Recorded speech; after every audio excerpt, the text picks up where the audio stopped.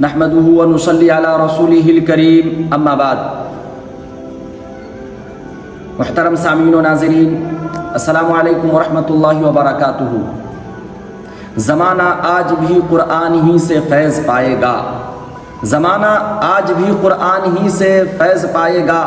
छटेगी ज़ुल्मत शब और सूरज जगमगाएगा।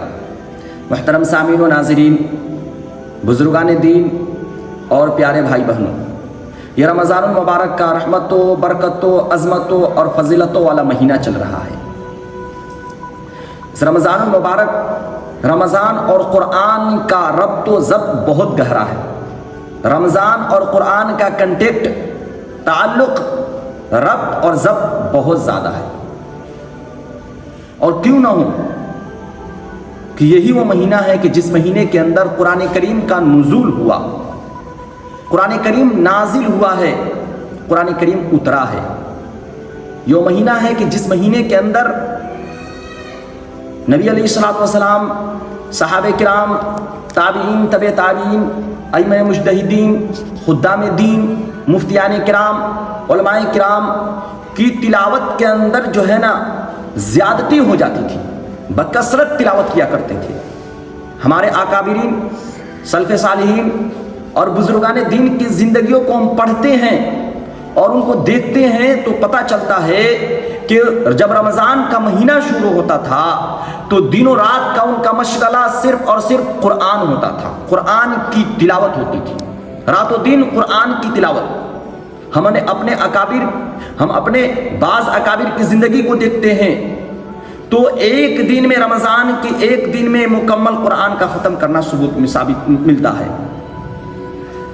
बाज़ों का, अकाबिर में से बाज़ों का रोज़ के 10 पारे, उनमें से बाज़ का 20 पारे, किसी बाज़ का जो है ना 25 पारे।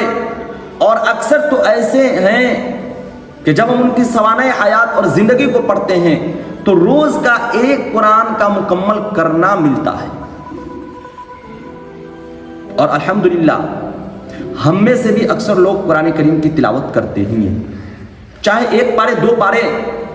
लेकिन जैसे रमज़ान का महीना शुरू होता है तो हर मुसलमान की नज़र और हर मुसलमान का लगाव कुरान से हो जाता है और उनकी इस्तिताअत और उनके बस में जितना होता है उतनी वो तिलावत करते हैं। लेकिन बात तो वहाँ फंस जाती है, जब कुरान मुकम्मल होता है तब परेशानी बढ़ जाती है कि इसको बख्शवाया कैसे जाए। बख्शवाने का कंसेप्ट और बख्शवाने का मफहूम ये जैसे ख़त्म होता है हमारे जहन में आ जाता है, फिर हम जो परेशान होते हैं। तो इस बात को खूब अच्छी तरह समझ ले। और बल्कि हैरत की बात तो ये है कि सिर्फ बख्शवाना ही नहीं, बल्कि हम में से अक्सर लोग ये समझते हैं कि अगर कुरान मुकम्मल हो गया और बख्शवाया ना गया तो फिर उस कुरान पढ़ने का हमें कुछ सवाब ही नहीं। यानी सिर्फ अगर बख्शवाने तक ही बात होती तब तो कोई बात नहीं। बख्शवाना एक अच्छी चीज है, लेकिन उसमें यह है हैरत की बात कि अगर ना बख्शाया गया तो पढ़ा पढ़ाया बेकार हो गया, उसका हमें कोई सवाब नहीं मिलेगा। तो ये कुरान बख्शवाने का क्या मतलब है, इसका कंसेप्ट क्या है, इसका मफहूम क्या है, इसको अच्छी तरह समझ लें। सबसे पहले कि कुरान अगर हम ना बख्शवाते हैं तो क्या हमें इसका सवाब नहीं मिलेगा? देखिए, हम कोई भी नेक अमल या अमल बद करते हैं तो हमारी चाहत के बगैर ही लिखा जाता है। चूंकि अल्लाह तबारक व तआला ने हमारे दोनों कांधे पर जो फरिश्ते मुकर्रर किए हैं, एक नेकियों को लिखने वाले और एक बुराइयों को लिखने वाले, एक अमाले सालिहा के लिखने वाले और एक अमाले सय्या के लिखने वाले, ये जब हम कोई बुराई करते हैं, अमले बद करते हैं, तो उस वक्त वो फरिश्ता जो अमले बद को लिखने वाले हैं उस वक्त तो हमारी इजाज़त के मुंतज़िर नहीं होते हैं, वो हमारी इजाज़त और ऑर्डर के मोहताज नहीं होते हैं, कि बल्कि हमसे जैसे ही बुराई सरजद होता है, गुनाह होता है, फौरन ही वो फरिश्ते जो है ना हमारे नाम अमाल के अंदर उस बुराई को लिख देते हैं। इसी तरह से हम कोई नेक अमल करते हैं तो जो नेकी के लिखने वाले फरिश्ते हैं वो भी हमारा फौरन जो है ना लिख देते हैं। हमारे ऑर्डर, हमारी चाहत, हमारी नीयत के वो मुंतजिर नहीं होते हैं। दोनों कांधे पर फरिश्ते को अल्लाह ने मुकर्रर कर दिया है।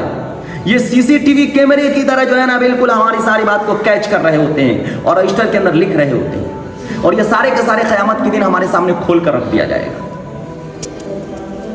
तो नेकी हो या बुराई हो, ये दोनों चीजें खुद ब खुद रिकॉर्ड होती रहती है। तो कुरान का पढ़ना भी एक अच्छा अमल है। तो हम पढ़ते जाते हैं, जिसे जैसे हम पढ़ते हैं हमारे नाम अमाल के अंदर लिखा जाता है। हमने एक दिन के अंदर एक पाव पढ़ा, वो भी लिखा गया। आधे पढ़ा वो भी लिखा गया। एक पारे पढ़ा वो भी लिखा गया। यानी हम रोज की जितना हम पढ़ते जाएंगे ना, वो खुद ब खुद फरिश्ते जो है ना उसको लिखते जाएंगे। ये बख्शाने के जो है ना मोहताज नहीं होते कि जब बख्शे जाएंगे तब इसका सवाब लिखा जाएगा, नहीं बख्शे जाएंगे तो इसका सवाब ना लिखा जाएगा।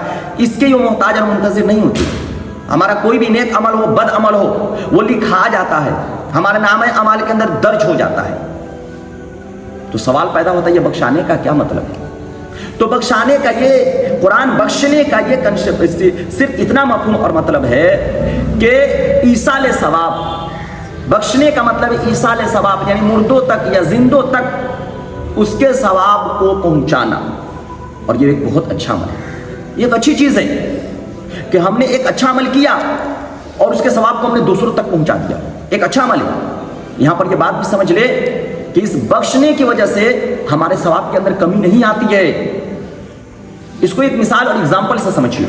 हमारे मोबाइल के अंदर कोई वीडियो होती है, हमारा ये मोबाइल है, इस मोबाइल के अंदर कोई वीडियो है, उस वीडियो को जो है ना हम न जाने लाखों हजारों पे शेयर कर देते हैं। तो क्या उस शेयर करने की वजह से, दूसरे के पास भेजने की वजह से इस मोबाइल के अंदर की वीडियो खत्म हो जाती है? इसके अंदर वो वीडियो मौजूद होती है, वो वीडियो मौजूद होती है। तो यही बात तो उस जो है ना नेक अमल के साथ भी है कि हमने नेक अमल किया और उसके सवाब को जो है ना मुर्दे या जिंदों को भी बख्श सकते हैं। जिंदों को बख्श दिया तो उसको सवाब उसको तो मिल गया, साथ में हमने जो किया है ना उसका सवाब हमें भी मिला। हमारा सवाब ऐसा नहीं कि हमारे सवाब को वहां ट्रांसफर कर दिया गया, बल्कि अल्लाह तबारक व तआला उसे जो है ना अलग से अता फरमाते हैं, अलग से देते हैं। तो बख्शने का जो है ना मतलब है ईसाल सवाब करना। और ईसाल सवाब के लिए किसी मोमिया साहब की, किसी मौलवी साहब की, किसी मुअज्जिन साहब की, किसी मुफ्ती साहब की जरूरत नहीं है। आज हमने दीन को इतना मुश्किल कर दिया है कि जिंदगी गुजारना महाल हो गया है, इस्लाम पे चलना मुश्किल हो गया है। इतने रसूमात और रिवाज को हमने इस्लाम शरीयत मुहम्मदिया के अंदर दाखिल कर दिया है कि अब तो हमें दीन पर चलना बहुत मुश्किल मालूम हो रहा है, जबकि ये दीन एक आसान था। आज ये ईसाल सवाब के जो नए नए तरीके ईजाद कर लिए गए हैं। न जाने उनके पास जो है ना ईसाल सवाब बख्शने के लिए जो है ना ईसाल सवाब के लिए सामने मिठाइयाँ हों, उसके बाद फल फ्रूट हों, खाने पीने के सामान हों, फिर बख्शा जाएगा। अरे भैया, एक गरीब आदमी है जो कुरान को तो पढ़ना जानता है लेकिन उसके जेब के अंदर 1 रुपया भी नहीं है, तो फिर ये कुरान पढ़ने के बाद उसके एक टेंशन उसके सामने आएगा कि वो मिठाई कहाँ से खरीदे, वो फल फ्रूट कहाँ से खरीदे, और न जाने खाने पीने का सामान कहाँ से खरीदे जिसके लिए ईसाल सवाब पहुँचाया जाएगा। तो ईसाल सवाब का बिल्कुल सिंपल तरीका है कि आपका जब कुरान मुकम्मल हो तो आप अल्लाह के सामने इतना कहे कि अल्लाह, हमने कुरान को पढ़ा, हम गुनाहगार, खताकार, सियाहकार थे, हम इसके लायक और काबिल नहीं थे, तूने कुरान पाक को पढ़ने की तौफीक अता फरमाई, हमने तेरी तौफीक और हिदायत से कुरान पाक की तिलावत की, आज कुरान मुकम्मल हुआ, इसके अंदर जो भी गलती हो उस गलती को माफ़ फरमा दे और इसके सवाब को आप जिन तक पहुंचाना चाहते हैं उनका नाम पहुंचा दे। मेरे फुला मरहूम जिनका इंतकाल हो चुका है उन तक इसके सवाब पहुंचा दे। बल्कि बेहतर तो यह है कि तमाम मुसलमान मर्द और औरत को उसके अंदर शामिल कर ले, इसलिए कि शामिल करने की वजह से आपके सवाब के अंदर कुछ कमी नहीं आएगी। लेकिन अगर नबी शामिल करना चाहते हैं तो जिस मरहूम तक अपने बाप, अपने दादा, अपनी माँ, अपनी नानी, जिन तक जो है पहुंचाना चाहते हैं आप उनका नाम ले ले, बस ईसाल सवाब हो गया, कुरान बख्शा गया। تو قرآن بخشنے اور ایصال ثواب کا صرف اتنا ہے، اتنا اللہ سے کہنا ہے کہ اللہ ہم نے قرآن پڑھا ہے، اس کے اندر جو بھی غلطی رہ گئی ہو، جو بھی غلطی ہو گئی ہو، اس غلطی کو معاف فرما دے اور اس کے ثواب کو جو نا میرے کھلا مرحوم تک پہنچا دے، ہو گیا ایصال ثواب۔ اب اتنی سی بات کہنے کے لیے کیا کوئی میاں صاحب کی ضرورت ہے، کسی عالم کی ضرورت ہے، کسی مفتی صاحب کی ضرورت ہے، کسی مؤذن صاحب کی ضرورت ہے؟ نہیں ضرورت ہے۔ لیکن قرآن مکمل ہوتا ہے تو آج یعنی علم کی کمی کی وجہ سے ہم نہ دین نہ سیکھتے ہیں، جس کی وجہ سے ہمیں دین پر چلنا بہت مشکل ہو جاتا ہے۔ خاص طور پر میری ماں بہنیں جو ہے نا اس کو لے کر بخشوانے کو لے کر بہت جو ہے نا الجھن میں پڑی ہوتی ہے، اور جو ہے نا کہ قرآن بخشوانے کے لیے جائیے مؤذن صاحب کو بلا لائیے، جائیے مولوی صاحب کو بلا لائیے، جائیے ان صاحب کو بلا لائیے، جائیے امام صاحب کو بلا لائیے، اور نہ جانے کن کن کو بلا لائیے، اور اس کو لے کر پریشان ہوتی ہیں۔ تو دو باتیں سمجھ لیں، ایک تو قرآن بخشنے کی کوئی ضرورت نہیں ہے، کوئی ضرورت نہ ہونے کا مطلب ہے یہ ہے کہ ایسا نہیں ہے کہ اگر ہم قرآن نہیں بخشتے ہیں تو پھر اس کا ثواب جو ہے نا ہمیں نہیں ملتا ہے، اس طرح کی کوئی بات نہیں ہے۔ دوسرا یہ ہے کہ بخشنے کا مطلب ایصال ثواب یعنی ثواب کو ٹرانسفر کرنا، ثواب کو پہنچانا، اور یہ بالکل ایک سمپل ہے، ہم نے پڑھا، اللہ سے اس کی غلطیوں کو معافی کروایا اور اس کو ٹرانسفر کر دیا، اور یہ ہر کوئی کر سکتا ہے، اس کے لیے کوئی عالم کی ضرورت نہیں ہے۔ اس لیے قرآن پڑھیں، جتنی ختم ہو سکے اتنی ختم کرے، اور آپ نے کتنا ختم کیا اسے بھی کمنٹ کے اندر آپ بتائیں گے۔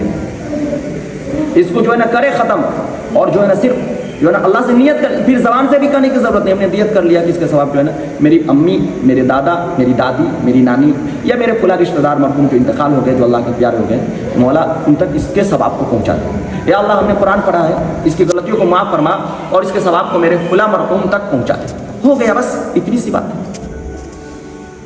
تو امید ہے کہ اس بخشنے کی جو کنسیپٹ ہے اور بخشنے کا جو مطلب، یہ بات اچھی طرح سمجھ میں آ گئی۔ اگر بات اچھی طرح سمجھ میں آ گئی ہے تو اس ویڈیو کو اپنے دوستوں احباب تک شیئر کریں، اس چینل کو اسی طرح کی جو ہے نا دین کی اہم باتیں سننے کے لیے سبسکرائب کریں، اور اسی طریقے سے جو ہے نا لائک بھی کریں، اور کمنٹ کے اندر بتائیں کہ یہ ویڈیو کیسی لگی آپ کو۔ السلام علیکم ورحمۃ اللہ وبرکاتہ۔